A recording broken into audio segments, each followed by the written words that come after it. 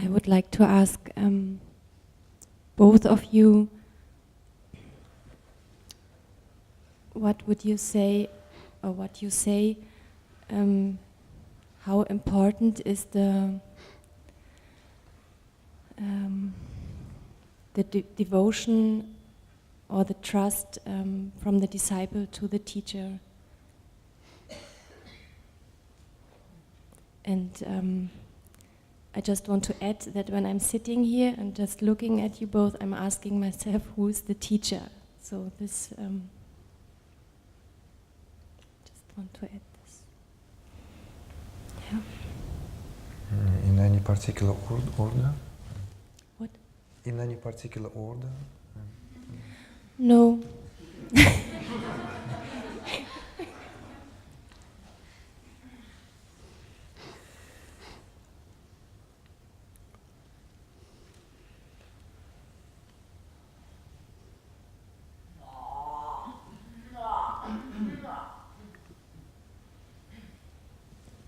Go on. Okay.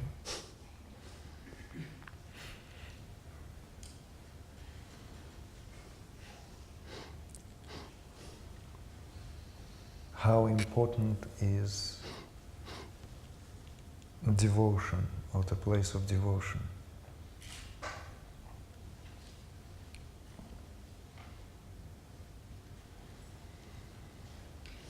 When it comes to the relationship between disciple and the teacher.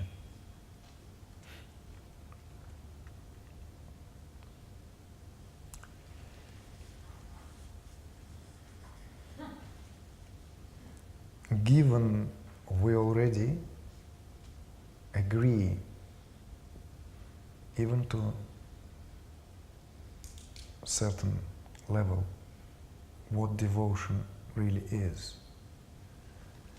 then devotion is the main prerequisite when it comes to the work on the level where mind cannot really take us there. Because devotion is of a different quality. It's a primal, one of the primal, or we could even say chief properties of the heart. Devotion can only be in a place where there is love. No dynamics in this relationship which are based on anything other than love, and there are a lot of aspects. It depends, of course, how it is viewed, but there can be a respect for a teacher mixed with fear. It will not bring devotion. Devotion cannot come when the psychological climate has anything other than love. And it is known. This is where all traditions are transcended. All traditions, when it comes to the level of devotion, they all agree. It doesn't matter. Bhakti movement in India, it doesn't matter whether these are the love qualities that are exemplified in the teaching of Christ. So devotion is in itself that what cultures the heart and makes the heart acute and opens up the layers of the heart where this, what the real teaching is always about, begin to flourish in one's being. But again, as soon as we say that, we're running the risk to have maybe a quick ready-made understanding, because this kind of devotion that I'm speaking of now requires great psychological maturity. It has very little to do with the childish attachment or adolescent obsession or fascination. Very often devotion is spoken in the cases when it is far from devotion. Very often devotion is confessed when it in fact comes from the place of those still very, very immature tendencies, where we look upon or try to find in a teacher the unprocessed tendencies, even when it comes to what parenting represents. Parenting. Yeah, it's a known phenomenon how we look for the father and the mother figure in the teacher. In fact, it's the ultimate mother and the father. Properly understood, it's the ultimate figure, but it is not from that human dimension. It has nothing to do. It comes from the transpersonal dimension, because the teacher initiates us into the world family beyond our tribe, gene of blood. In a way, the teacher invites us to reparent ourselves. It's a very, very merciless act. It requires tremendous also courage on the part of the one who is doing that job. And if one is not rooted fully, very often it can turn out to be in a very, very unwanted, undesirable way. Because if there is no clarity on the part of the teacher in any way of what this job is about, then these adolescent forms of relating can then be also unconsciously supported by the teacher. You see? This is why I said, given we understand what we mean by devotion and we share that understanding, then as far as I see, that is where the real work begins. Everything prior to that is a romance. Doesn't matter how long it took, it's built up towards, it's tossing against each other. When devotion opens up as the quality of that heart, then the real work begins.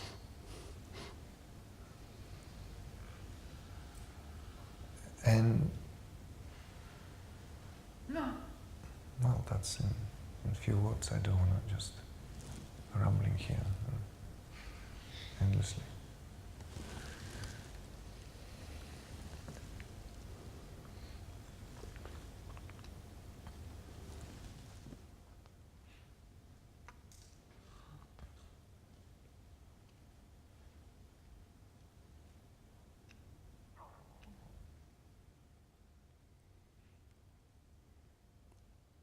Yes.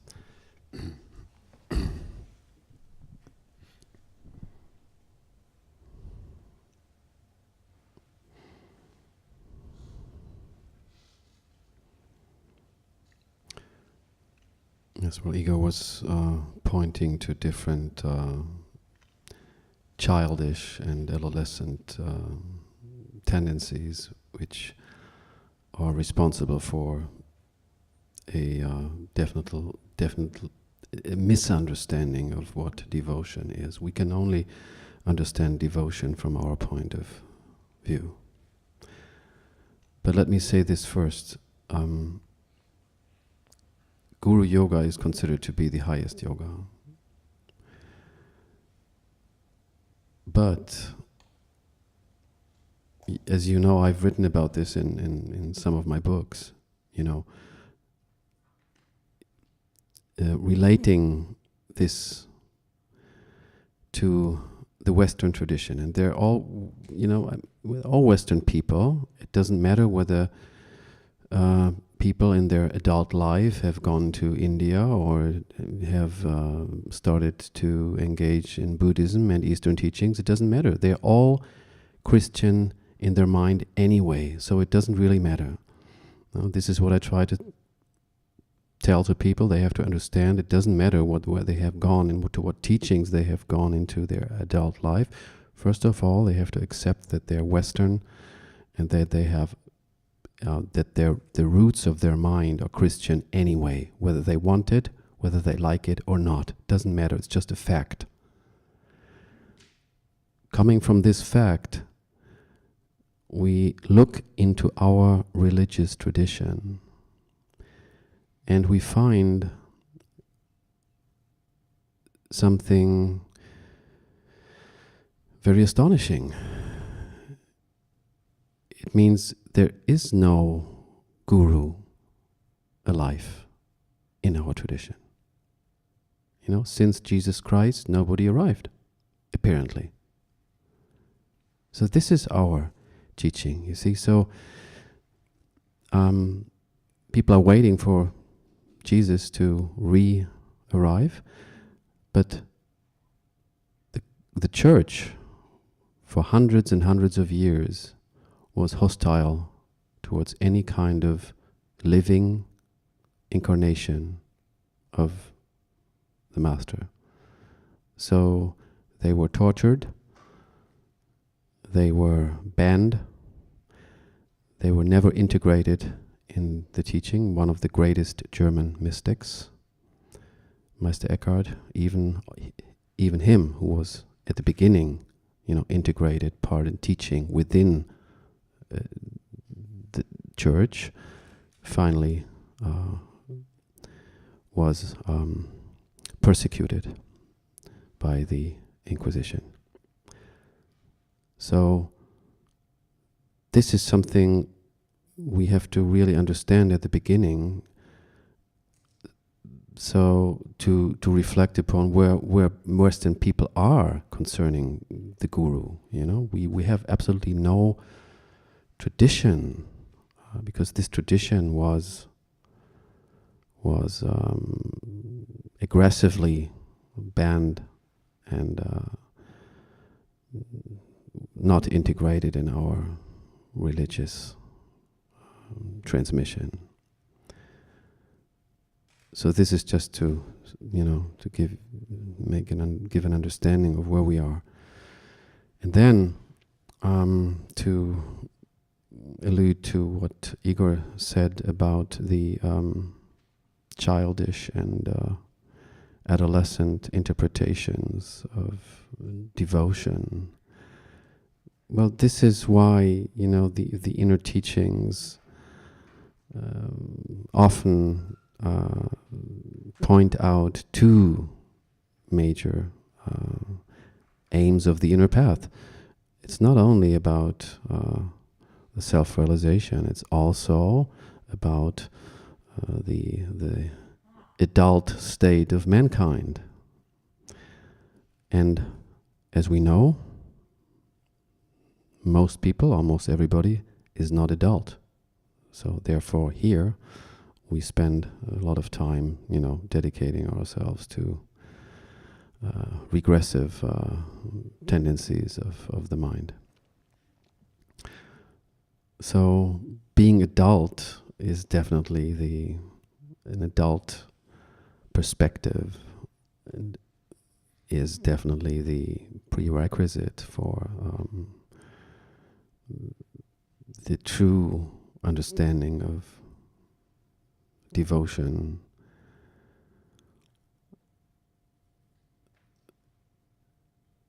which is not devotion to the Father, is not devotion to a parent, it's not a devotion to an imagined God. It's a devotion to self.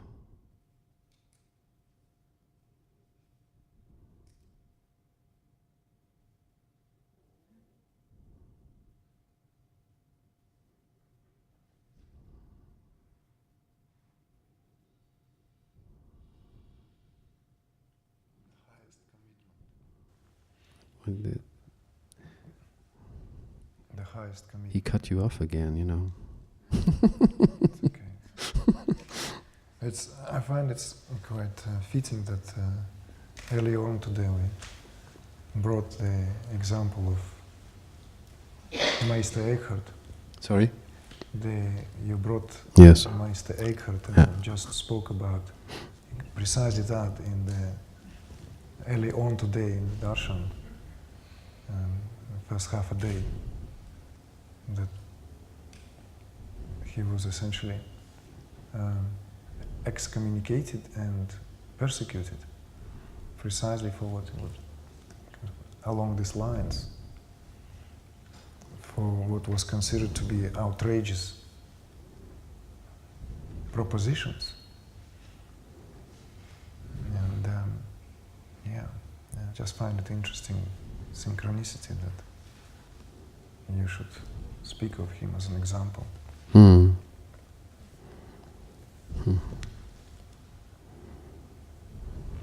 And that, I just wanted to add to this what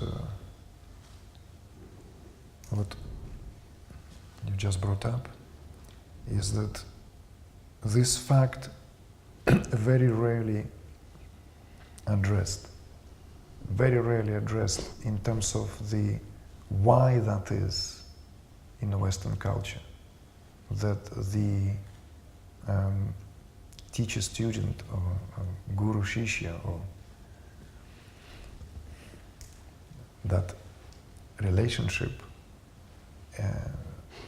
is so open to so much misunderstanding.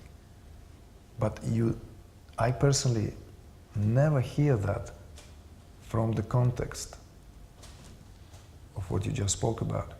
Mostly excuses are given by those who say that West has a very different culture, that Western values are very different in relation to what it promotes in terms of the democracy, equality, and so forth.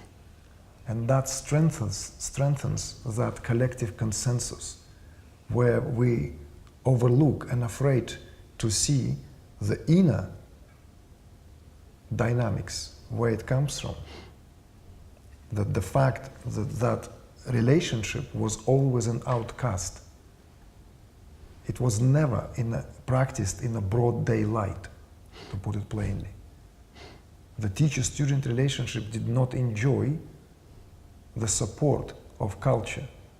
It is outside culture phenomenon. And it's interesting that some other people who are peers in the field lament the same situation, like a good friend of mine, Llewellyn Vaughan Lee, who is a Sufi teacher, born in England, is a Londoner, who now based in California. When we talked about this some years ago, he was, after 25 years of teaching, he find himself almost impossible to do work in the United States, or find it's extremely difficult because there is no place for that relationship. First, people need to be educated, and that also takes time. So it's kind of like almost it requires some kind of collective healing or collective undoing, because unless it is done, then the propensity there is to constantly fall victim to those distorted examples of this relationship that happen. Like in every field of enterprise, there are abuses, and the abuses are on both sides. But that's what the media likes to glorify above all else.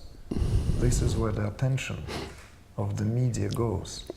Because in this case, the guru-teacher relationship becomes a scapegoat.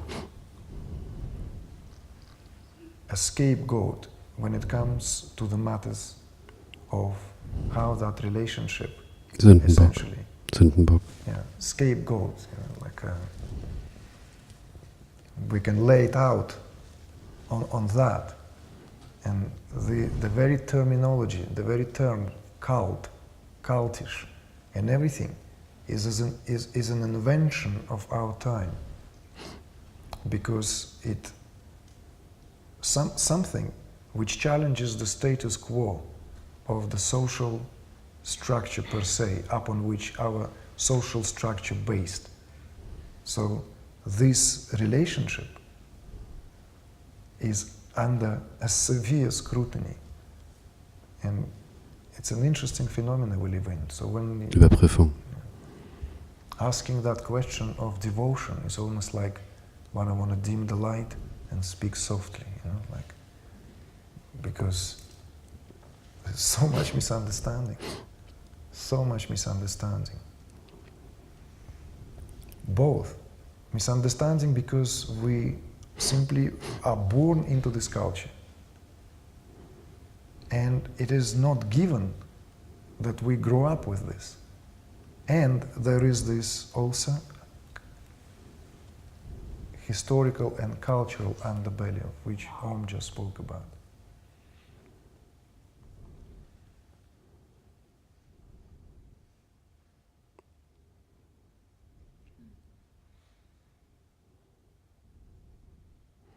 One of my students, just not a long time ago, she came back from a fair, sometimes we go there, or we means, the monastery or some people representing the community, and have a stand there. So then she met some people. It was this, esoteric fair, New Age fair. You know what I mean. And the conversation happened with some people was the following. They saw a picture of the teacher, and they said, well, this is old-fashioned, we are cosmic people. So, still believing that we need apparently outer teachers. This is not our time, It relates to old fatalistic structures. So we don't need this anymore, This is not the modern age. So we hear a lot of these interpretations, and as I said, it all finally relates to the great vacuum of our culture that has not evolved any images of the true spiritual relationship between master and student. Because our whole tradition has been fighting against this relationship on earth. It's not part of the teachings, the interpretations of the Catholic Church. So this is, we could call it a hollow situation.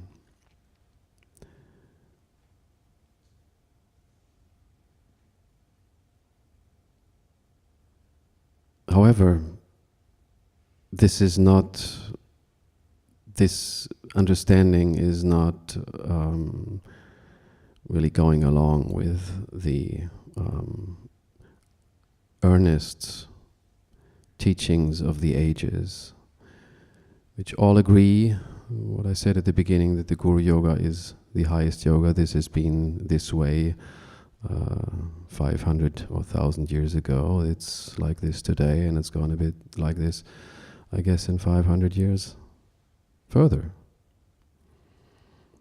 So, especially Western people, I mean, in one of my books there is the statement, 99% of the Western people are arrogant.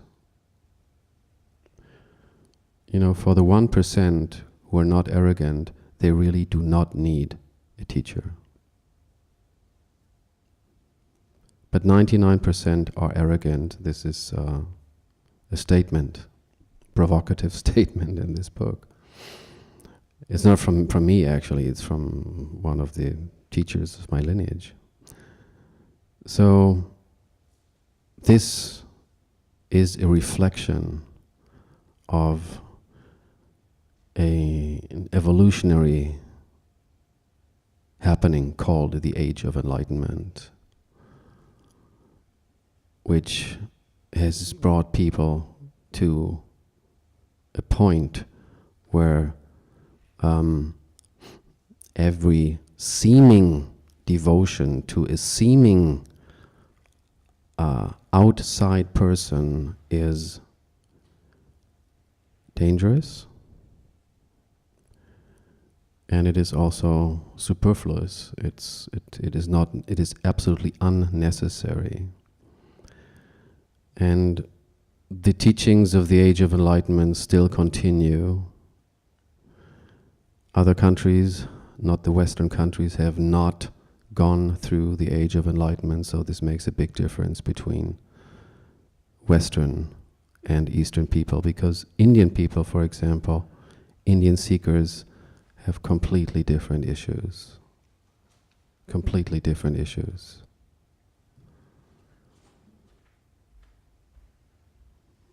Yes.